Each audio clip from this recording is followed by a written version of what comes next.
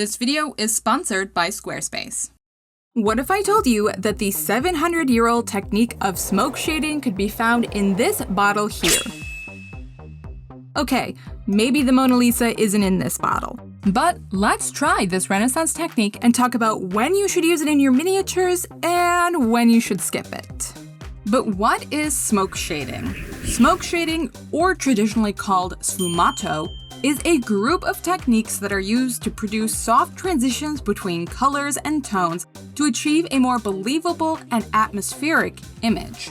Leonardo da Vinci coined the term sfumato when describing this group of techniques which blend colors without the use of line or borders in the manner of smoke. For comparison, here is the Birth of Venus by Botticelli compared to the Mona Lisa. See those harsh lines? That was the dominant style before sfumato became popular. So how is smoke shading in this bottle? Well, there are several techniques that put together make up smoke shading, but there are two important factors. One, you have to paint over an underpainting, and the underpainting has to impact your painting at the end.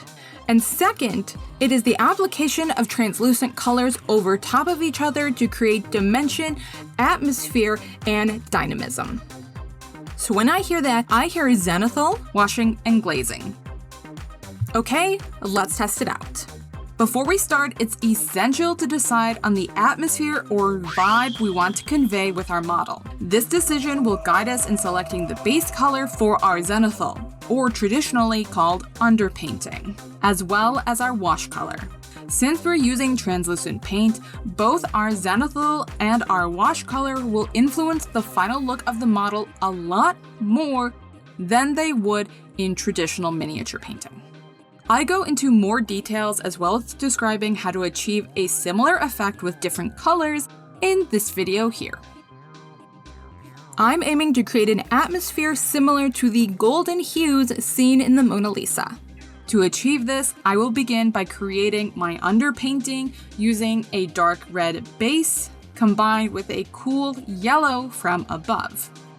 These colors mirror Da Vinci's preferred use of earthy tones in his underpainting. Finally, to enhance the overall effect, I'm applying a wash of Reikland Flesh Shade using a damp brush to absorb areas where the product pools too much. Am I wild, or does this already look cool? Okay, let's talk glazes. Da Vinci often preferred earthy tones such as brown, green, red, or yellow, so I'll be incorporating those colors into this project. To start, I'm placing red ochre from Chimera on my palette along with white sands, Ardennes green, pale skin, and Arabic shadow, all from Scale Color. Finally, I'll add my golden acrylic matte medium to my palette. This particular matte medium extends the drying time to approximately 5 minutes, which is way longer than almost any other medium I've used. Thinning down your paints tends to make them dry faster, which is a problem when I need to glaze an entire area of a model. This longer drying time assures that I can apply an even coat of paint without pulling up texture. Let's take a break from painting and talk about Squarespace, the all-in-one website and hosting platform that makes creating an online presence easier than ever. Start with one of their expertly designed templates, then customize to build your perfect website using their drag-and-drop system. It's so easy you'll have the time your fur babies require, which, if you're like me, is a lot. Whether you want to create a print-on-demand store, book appointments, or show off your work, Squarespace has everything you need. Check out squarespace.com for a free trial. And when you're ready to launch, check out squarespace.com/LylaMev for 10% off your first purchase of a website or domain. All right, back to painting. To be honest, I've never painted a model in just glazes, so I'm going to be learning as I go. But all of my paints are approximately thinned down to about 50% opacity, which you can test by comparing glazes to opaque paint on your hand. Next, I'm blocking in each color.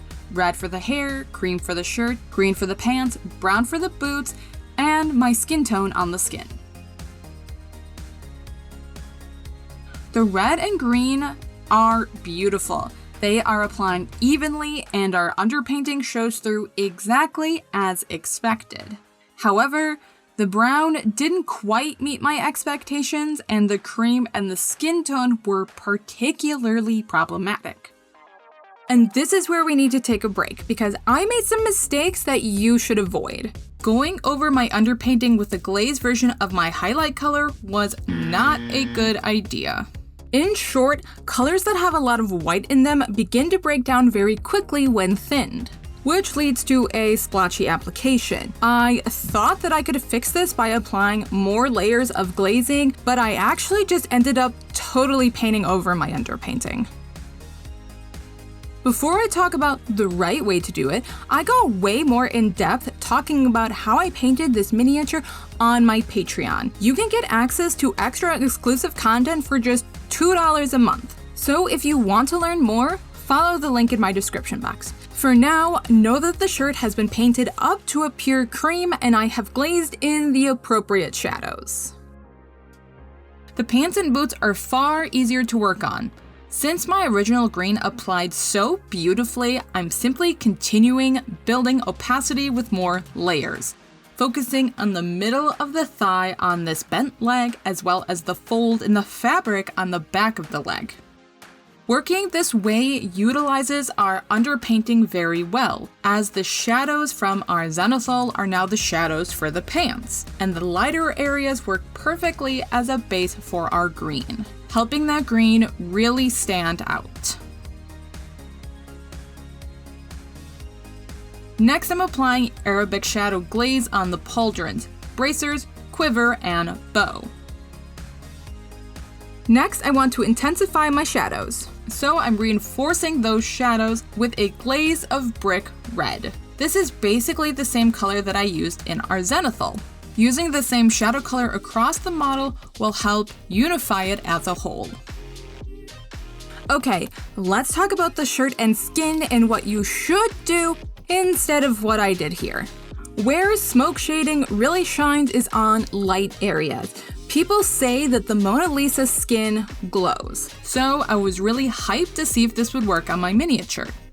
And actually, it does. But I could have achieved this so much faster if I had gone in a different order. Let's just go over the takeaways. 1. It was a bad decision to paint the entire face and shirt with my highlight color. Those paints were just too close to white, and trying to glaze them over the underpainting was way more work than it was worth. I basically ended up erasing the entire underpainting with how many glaze coats it took to get an even application. I should have started with a darker paint that glazed well, like I did with the pants or hair, or I should have just painted the entire thing with an opaque paint of my highlight color and then glazed in the shadows after, completely ignoring the underpainting. Second, don't use really thin glazes unless you're utilizing your underpainting. It just isn't worth it. I glazed so slowly on the face and it became a nightmare. In watching traditional oil painters who were mimicking Da Vinci's style, I noticed that they block in their colors with rather opaque paint, then blend them out in subsequent layers using the glazing technique, which is what I usually do in painting the face. 3. If you decide to do an opaque layer of your highlight color, just lean more heavily on the washes to build up your shadows. That's what the washes are originally for, especially if your shade color is similar in hue and value to your base color, like my brown wash with my cream colored top and Caucasian skin tone. But no matter what, the secret to those glowing surfaces actually happens a bit later. Time for some more Reichland flesh shade. I'm applying a new 50-50 coat of wash and water. I don't want to apply a pure layer because I don't want the wash to obliterate all the glazing I have done. So imagine this itself as a glaze, not a wash. This layer serves several purposes. 1. It ties the model together by giving it a more uniform color. This is where our atmosphere comes from. 2, it will help blend our glazing together, creating a smoother transition before colors. Another one of the perks of the uniform color we get from applying a wash. 3, it will intensify our shadows, adding depth and dimension to the model. Once again, I'm allowing the wash to pool in recesses where I want the shadows to be darker, while ensuring it doesn't pool unnaturally in areas like the skin. Okay, let's talk about the secret of glowing miniatures: glazing your highlights after your wash. With my wash dry, I'm going back in and reapplying my cream glaze over top of the shirt, and then building up more highlights on my pants, going from my original green glaze to layering up a brighter, more intense green. And most importantly, I'm slowly glazing up to white on the face.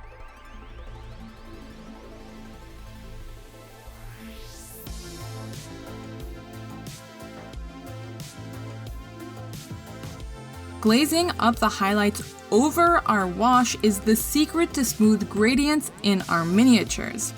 While the wash does so many great things, it also mutes our highlights, thus removing the contrast. And contrast is so important in miniature painting. So we need to go back in over our wash and glaze in a few pinnacle spots to help keep our miniature eye-catching.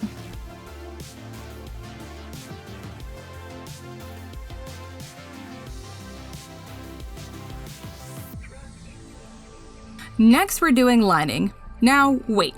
I thought that you said that the whole point of smoke shading was to avoid harsh lines. Well, I'm going to glaze in my lining, creating a 50-50 mixture of Reaper's Brick Red, which again was my zenithal color. I'm placing it in all the nooks and crannies of the model, in between the fingers, at the edges of the bracers, underneath the shirt, along the strap of her sword, and the braids of her hair. While ideally I would do 0 lining, this is way smaller than the Mona Lisa. Some things just have to be changed for scale. And since I'm glazing them in, they are far less obvious than, say, black lining.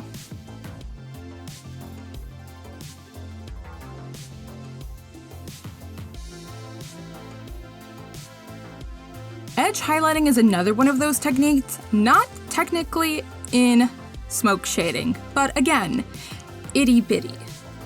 I'm adding a bit of ice yellow to create a brighter highlight for my bow and quiver, and painting in the edges of the strap, pauldron, bracers, as well as highlighting the details of the hair.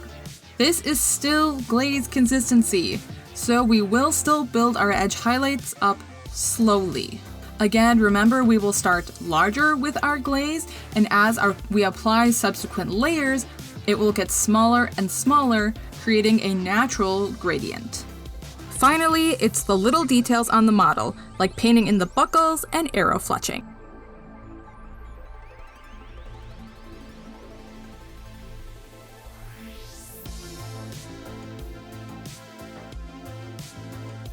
And finally, a satin varnish to keep that glowing quality. So, is smoke shading in this bottle? I say yes, but with a little bit of extra help. The application of glazing over a zenithal that you then really utilize in your model, the wash tying everything together by acting like a filter and for atmosphere, and then the push and pull between washing and glazing up your highlights really does give that soft, glowing atmosphere that I wanted. Of course, I don't think I'm going to be using this for my speed paints, but it does give a unique result. Alright, let me know down in the comments, will you be doing smoke shading at all in your miniature painting? If you like what I do, you know the drill. Like, comment, subscribe, go join me on Patreon. Thanks so much, I'll see you next time.